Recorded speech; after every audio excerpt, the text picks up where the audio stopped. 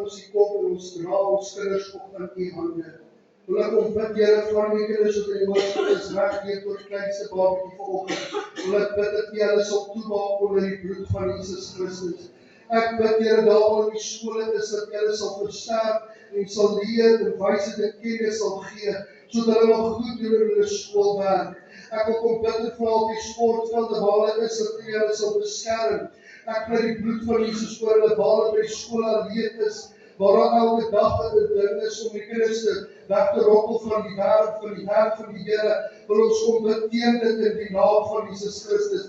En ons dra ons kindertjies op vanoggend. Ons lig hulle bo op elke saak, Here, wat ons gaan doen. En ons bid dat U hierdie gemeente sal seën met hierdie kindertjies wat in ons is. Dat ons hulle sal leer en lei om die woord van die Here te kan reg te leer en uit te kan leef. Dat hulle ook op daardie om sal kom om hulle harte lewe te kan gee vir Jesus. Ons sê al die lof en eer en ons sê dankie daarvoor in Jesus naam. Amen.